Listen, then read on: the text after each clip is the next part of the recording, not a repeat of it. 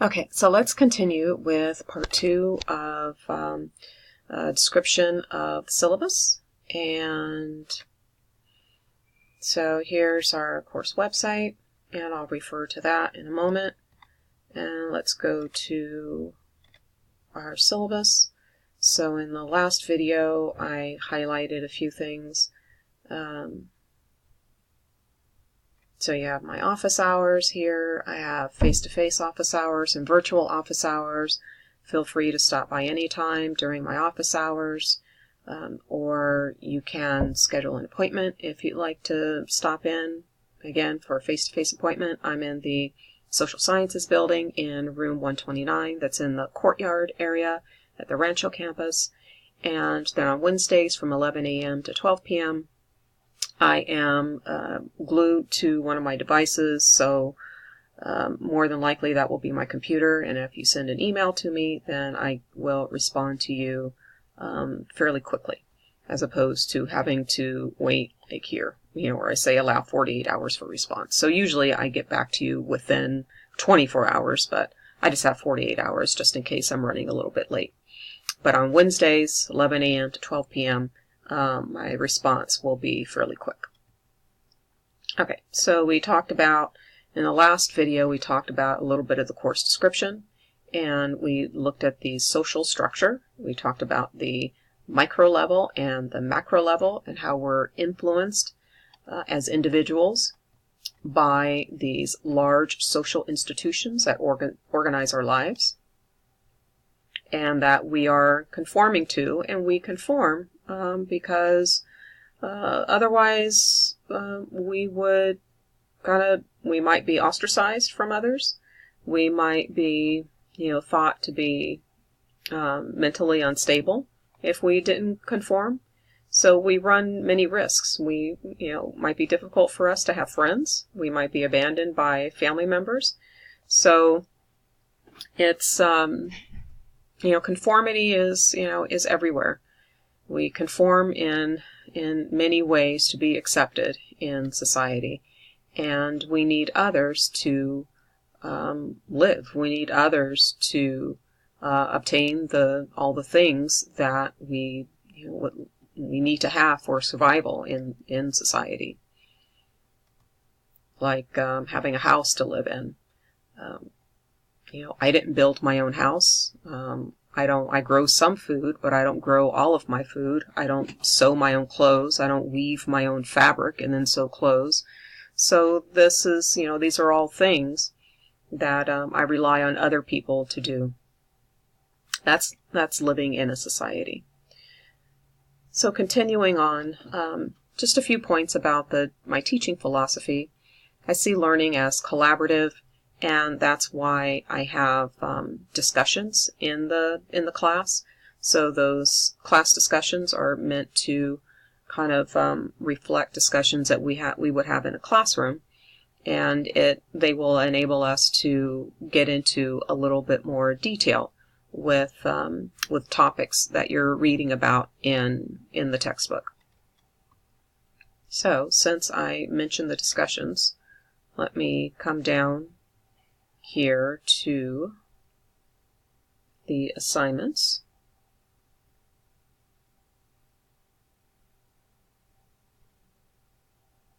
Okay, so required assignments. We have 9 quizzes.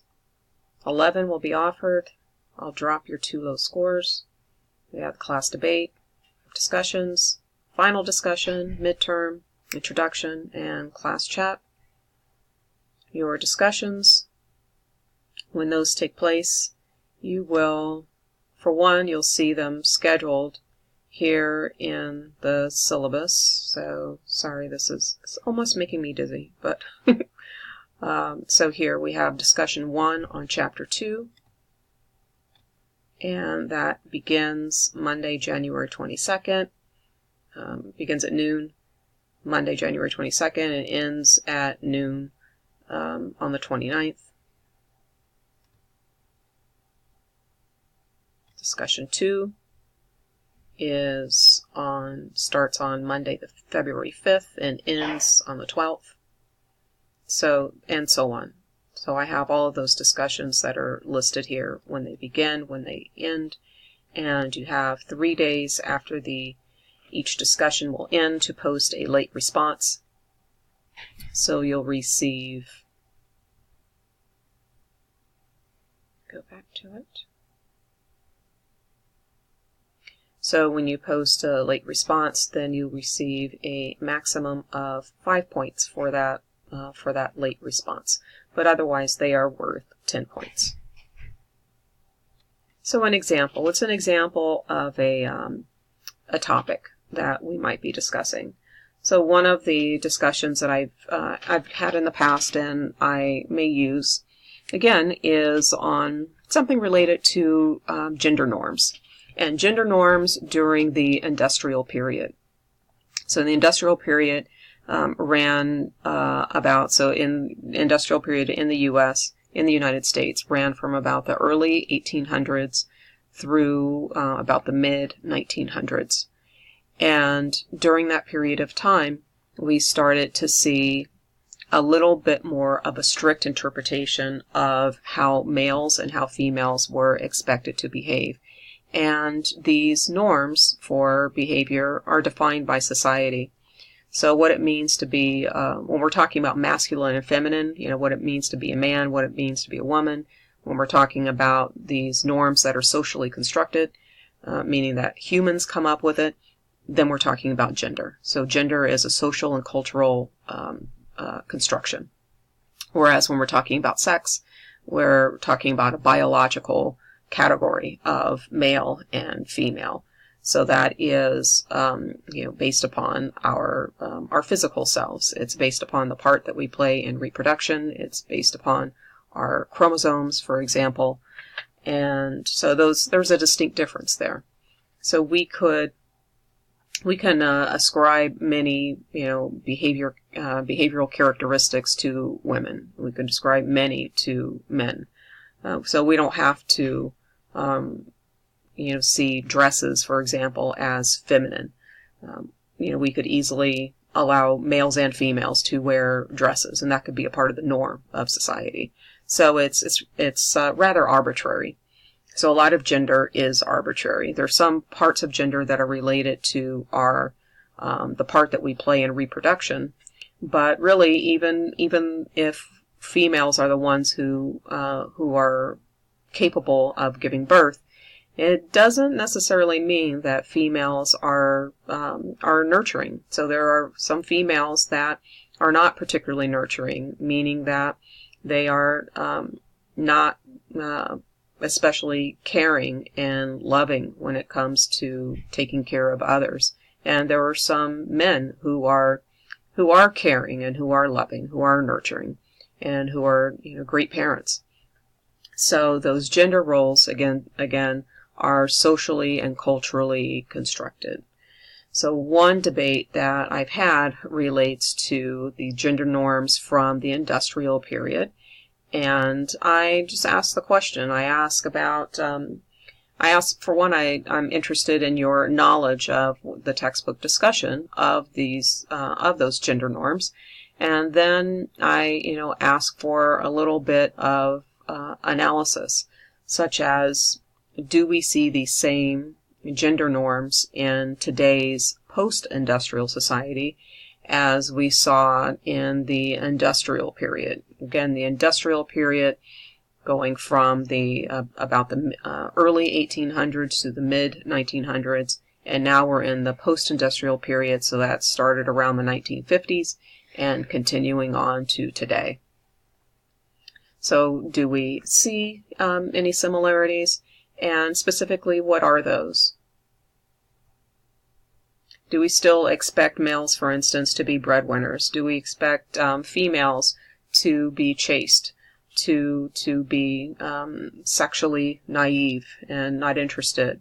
Do we still see a sexual double standard between males and females? Do we expect males to be sexually experienced and females to be rather coy about any kind of sexual interest that they have? So it's and you'll see, it's that one is a particularly interesting discussion that we've had before. And when I have those posted, the discussions posted, you'll see them on the site for course and corresponding to the syllabus. So this term, this semester, your first discussion will be on Chapter 2. So it's kind of faded out a little bit. So this is my view of Moodle. And so I have some information that's hidden for now, since we're not there yet. But when the discussions are ready to start, it'll be completely visible to you, and you just click on it, and you'll see the question that I pose, and then you just click reply, and then you'll answer that. Okay, so that is a little bit about, at least an example of chapter discussions. And I encourage you and really urge you that once you post your chapter discussion response, to return later to that forum, that discussion forum, to, for one, make sure that your post is there, but also, in case of a technical problem, but that it usually doesn't happen, but it's still a good idea to check. But also, it's important to see if I've posted a question for you or a comment for you. So maybe you're missing some information, so I may say, hey, what did you think about, I like your post, but what did you think about da-da-da-da-da? And so I'm kind of trying to get more information out of you and trying to, maybe get you to explain a little bit more, to clarify a little bit more. So make sure once you've posted your response that you come back and you take a look and make sure that you don't, need to post a little bit more information just to clarify what what you've said. So another assignment that we have is the debate paper. So we have one debate paper. So there is a paper and there is a debate comment that is required as well. And your paper, go back up here, your paper is worth 40 points. And this is based upon academic research. And your comment is worth 15 points. And the comment will be, you'll see a discussion forum that, of course, you will click on, and then you'll click reply, and then post your comment there. So for the debate paper is rather short, but it is, it's very important to use academic sources. Academic sources are those that have been reviewed by experts in the field.